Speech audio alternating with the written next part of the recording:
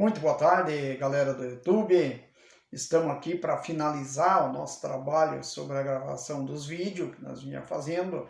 Desde o início eu venho falando para vocês sobre a criação dos sete céus, depois vamos entrar para a criação da terra. E na criação dos sete céus a gente vem falando de tudo aquilo que foi criado, tudo aquilo que o Zohar, a Cabala, o Midrash fala a respeito disso. Na verdade, às vezes vocês podem até estar perguntando, mas o que é isso? Será uma especulação que o Dinarte está fazendo aí para esses vídeos? Qual é a evidência? Mas isso aqui, minha gente, eu cito para vocês porque são base de estudiosos que estudaram durante muitos anos. Vocês precisam ver que a cada tipo de coisa que você fala aqui, a cada tipo de vídeo que você grava, é uma pesquisa que a gente faz nas literaturas sagradas. As literaturas sagradas não podem ser desprezadas pelo fato de que as literaturas sagradas são escritas por milhares de sábios que vêm acumulando conhecimento desde o começo do mundo. Vocês sabem que o judaísmo, como toda religião, seja politeísta, seja todos os ismos que começaram, eu digo judaísmo porque é a primeira, é o princípio, a base que vai lá atrás. Porque algumas religiões mais antigas, elas são religião morta, que já não tem mais aquele conhecimento, perderam-se no tempo e não puderam transmitir, por exemplo, seu conhecimento. Mas o judaísmo tem uma fonte de conhecimento muito grande, porque ele data e documenta muito bem de 3.350 anos para cá, muito bem documentado. E neste período, os Corranins antigos, depois os Hazar, os Zugot, né, os Tanaim, os Savoraim, os Amoraim, os Rishonins e os Gaonins, pessoas que estudavam muito, que foram chefe do Sinédrio Judaico, que tinham muito estudo sobre essa matéria, debruçaram-se anos e anos, milhares de anos, e ao longo de 3.000 anos eles constroem uma literatura talmúdica que especula sobre a origem do céu e da terra. Então veja bem que não é, digamos, uma teoria evolucionista de um único Charles Darwin que fala isso, de um Karl Marx que vem aí há 150 anos atrás e fala uma teoria, e aí todo mundo começa a prestar fé naquela teoria e construir a ciência, negando toda essa estrutura, todo esse conjunto de conhecimento. Eu enumero, não vou enumerar para os senhores aqui, porque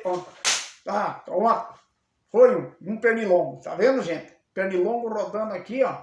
Foi, ó. Então, minha gente, eu tinha falado, ó, tantos sábios que estudaram, que debruçaram sobre esse conhecimento e fizeram com que o mundo tivesse esse entendimento. Eram pessoas que estudavam diariamente a fé, o mundo, a forma de criação do céu e da terra, e vinham em conjunto, porque esse grupo, esse chefe de escola que eu cito aqui, são pessoas que chefiavam 70 homens, 70 estudiosos, mais um presidente, mais um Nassi, que era o presidente daquele conjunto, daquele conselho, e isso vinha sendo estudado e produzido literatura ao longo dos anos. Então não é, por exemplo, o meu estudo não está falando coisa do ar, não estou tirando coisa da minha cabeça, eu estou tirando conhecimento. É claro que eu tenho minha teoria, a história, a Mafranita, o Zay, o Tempo de Púrpura, que eu vou falar hoje, é uma teoria minha, que eu crio com base nesses estudos. Mas o que me embasa a falar isso, o que me dá sustentação e fundamento para falar sobre isso aí, são o estudo que eu faço a respeito do conhecimento desses mais de 7.000 sábios. Então eu presto fé no conhecimento, no estudo desses mais de 7.000 sábios. Então eu pergunto para os senhores, quem tem mais condições de provar as coisas? Quem tem mais em base de conhecimento? É quem estuda 7.000 sábios ou quem estuda apenas Charles Darwin e Karl Marx? Aí eu pergunto para vocês, dois homens que ousaram criar uma teoria há 150, 180 anos atrás, e a gente se embasa num estudo de mais de 3.000 anos, com mais de 3.000 sábios, que debruçaram em cima dos livros, que debruçaram em cima dos seus entendimentos para receber revelação. Muitos jejum custaram para esses mestres, a fim de trazer um conhecimento. Agora, um conhecimento de 7.000 sábios, 3.350 anos, quase 3.500 anos de conhecimento escrito, não pode ser derrubado por conta de dois cientistas. Então, minha gente, é disso que eu trabalho. Hoje eu vou falar aqui de Zai, o tempo de púrpura, porque a criação do sétimo céu, nós tínhamos começado lá no primeiro céu, onde Deus cria tudo, ali dizendo com o verbo haja luz, então ele cria a legião celestial dos serafim, cria toda a estrutura primitiva do universo, onde separa as águas de cima, as águas de baixo, cria o firmamento. Essas águas, já expliquei para vocês que não se trata de águas dessa nossa de oceano, era águas do conhecimento, águas cósmicas, do oceano cósmico. Poderia ser entendido por vapor da água, também como uma nuvem de fumaça, por exemplo, nuvem de água, em cima está cheio de nuvem. Depois Deus criou os querumbins no segundo céu dele, depois no terceiro céu do Criador vem os irilins, no quarto céu vem os rasmalins, a legião dos rasmalins, no quinto céu vem a legião dos malarins, depois no sexto céu vem a dos elanins. Vocês verem, o elanins, ele já é uma forma de um ente espiritual, por exemplo, trabalhado em espírito. O espírito são aqueles espíritos de vida que depois vão descer para a terra e vão encarnar nos corpos, por exemplo, de vida. O espírito não é alma, bem entendido. Alma é alma, espírito é espírito. O espírito é o fôlego de vida que Deus dá ao homem e todos os animais. A alma é uma coisa totalmente diferente. A alma só o homem tem. Só o homem tem a alma. A alma foi criada especialmente antes do homem. Porque aqui eu digo para vocês, daí eu estou falando aqui dos elanins, dos espíritos, no sexto céu. No sétimo céu do Criador, que é aquele primeiro do homem, habita os nefeshlins, que é no caso as almas, que foram criadas, que Deus criou milhares de milhões, bilhões de almas que existem na região do paraíso, para habitar os futuros corpos que vão nascer ainda, aqueles que já nasceram e os que vão nascer. Então Deus cria todo esses entes celestial, foram criados tudo antes da criação da terra e antes da criação do homem. Por isso está escrito lá na Torá, quando Deus diz façamos o homem, ele não estava sozinho, ele estava cercado do exército celestial que ele já tinha criado. Ali tinha todos os querumbins, os serafins, os rasmalins, os malarins, os elanins, que eram os espíritos, e os nefeshlins, que eram as almas. Estavam tudo presente naquele conjunto quando ele começa a criar o homem. Você entendeu como é que funcionam as coisas? Então é preciso dividir esse espaço de tempo que Deus criou os céus e a terra. Ele diz... Bereshit, Bará, Elohim, Et Hashamai, Et Haretes. São 7 palavras com 28 letras que indicam o ciclo da eterna era de 28 bilhões de anos, dos quais 14 bilhões seria o ciclo, antes teria sido um ciclo de repouso, depois o ciclo de expansão, porque o universo funciona de duas formas, um ciclo de expansão e outro de retração, quando ele contrai, que é aquilo que eu falei para você, o espírito de Lanrim está pulsando, o coração de Lanrim pulsa como um coração humano, pulsando. Então isso é o universo. O universo é a grandeza de Deus, Deus está presente em toda parte. Então, quando ele cria o primeiro céu dele, o segundo céu, o terceiro céu, o quarto céu, o quinto céu, o sexto céu, o sétimo céu de Deus, por exemplo, que é o primeiro, o sétimo do homem é o primeiro de Deus, e aí aquilo que eu expliquei para vocês que se inverte, quando chega no quarto, os entes que estão em cima diz que Deus está embaixo, os entes que estão embaixo diz que Deus está em cima. Por quê?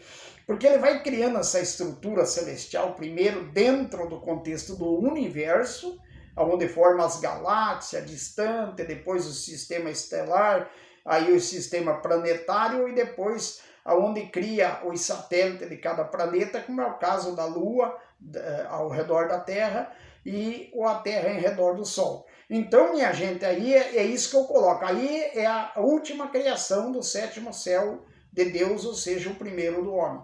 E na criação de todos esses entes, aí é que ele entra para o período de construção da Terra. Muita gente confunde isso aí, quando a Torá lá diz, a Deus criou em 6 Yom. A Torá, o hebraico nunca disse dia. Ele fala em 6 Yom. O Yom é um período de tempo que não é estimado em espaço, porque na época, quando Deus cria tudo, esta conjuntura celestial, esses exércitos celestial, e cria também depois a Terra, então nesse período não havia dia, não havia noite, porque o Sol ainda não existia, ele estava criando antes da existência do Sol e da Lua, antes da criação da Terra. A Terra não girava em torno do eixo dela, o Sol não girava, por exemplo, em torno da galáxia ainda, porque não existia, ainda ia ser criado. Então onde é que estava com o conceito de dia e a noite? Tem que ver que tudo que está escrito no Bereshit são codificação. Moshe Rabino tinha uma missão muito grande de libertar o povo judeu, dar um estado espiritual para cada um deles e dar um estado material, que era isso, era criar um estado espiritual, um estado material para um povo. Então ele inicia lá no início, mas ele não dá data, porque a função dele não era explicar, a função de Moshe Rabino não era fazer a explicação do miúdo pelo graúdo, com detalhe da criação do céu e da terra, da forma que Deus criou.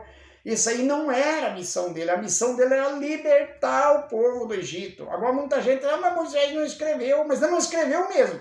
E você acha que naquele tempo seria fácil pegar e escrever como é hoje? Por exemplo, hoje nós vamos no computador, escrevemos, raciocinamos, pesquisamos, isso não bateu de acordo, não está de acordo com os ensinamentos dos sábios, vamos tirar.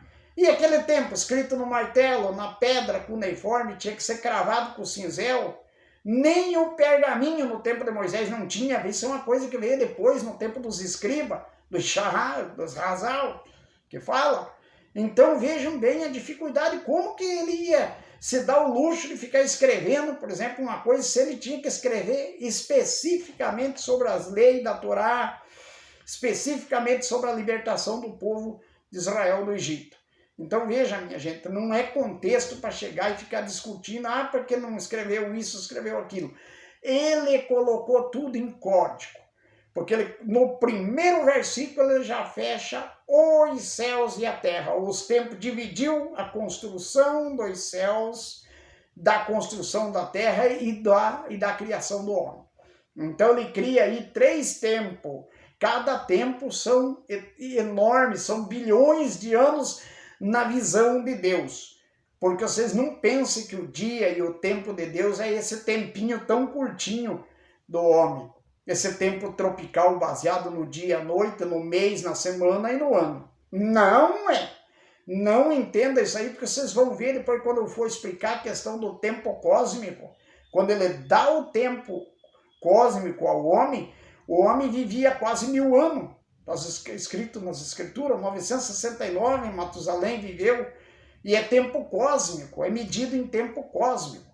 Por isso está escrito nas escrituras, por exemplo, que um dia para Deus é como 1000 anos e 1000 anos é como um dia, porque para Deus não tem esse tempo nosso aqui é um tempo muito curto. Um homem que vive 80 anos, para Deus é como se tivesse vivido 2 horas, entendeu? Então pesquisem, minha gente, vão dentro da Torá, vão dentro das escrituras sagradas e busquem os fundamentos. porque são mais de 7.000 sábios que vieram desde o início do mundo e até hoje se debruçam em cima dos seus estudos para descobrir o segredo de Deus, o segredo do universo. Não vai ser 2 cientistas de 150 anos atrás que vai trazer fundamento diferente, que vai derrubar tudo isso. Não é por aí. Então eu costumo dizer, minha gente, eu estou construindo a ideia de uma nova história, de se contar essa nova história na escola, dentro de um princípio de ciência, mas de ciência divina. Aquela ciência que não nega o criacionismo, aquela ciência que não nega a existência de Deus, porque Deus está presente em nós a todos os momentos. Deus está aqui na terra e está no céu ao mesmo tempo. Ele marca a presença a fundo dele, porque aonde existir extremidade do universo, o poder dele está ali. Ele cria todos os anjos têm uma velocidade que tudo que você imaginar, que os cientistas já descobriram, que diz que a maior velocidade que existe é a velocidade da luz. Pois tá, tudo bem, a velocidade da luz é muito grande, é de 300.000 km por segundo. Mas você sabia que Deus tem anjo que tem uma velocidade 777.000 vezes a velocidade da luz? Ou seja, é capaz de fazer assim, atravessar o universo de um lado para o outro. Então vocês têm que ver que as questões espirituais são diferentes das questões materiais. Nós temos que ir nas materiais até a criação do homem. Depois da criação do homem, nós temos que avançar até a criação da terra, que é outro tempo. Quando sai da criação da terra e nós entramos na criação dos céus, Deus criou os céus e a terra. Quando entra na criação dos céus, o mistério é muito grande. Para falar disso aí, tem que ser pessoas muito preparadas e pessoas que teve um estudo, que fez um estudo junto às ideias e junto às literatura rabínica, literatura sacerdotal das pessoas mais preparadas do mundo. Você tem que ouvir a cabeça de 7.000 sábios para você ser o 7.001 de tudo esse conjunto. Para daí você poder falar. Eu digo para vocês, muita gente fala assim, tá falando, não se baseia em nada, não sustenta, mas como que eu estou gravando um vídeo? Agora, você vai debater comigo, você vai conhecer o meu estudo, tem que ler a minha obra, tem que conhecer. Porque tudo que eu faço é baseado, por exemplo, em obras que eu estudo. Eu tenho 40 anos de estudo. Completa 40 anos de estudo. 7 vezes estudei a Torá, estudei o Zohar muitas vezes, estudei a Midrash, estudei o Guemará, estudei 40 anos de estudo para ter esse conhecimento que eu falo.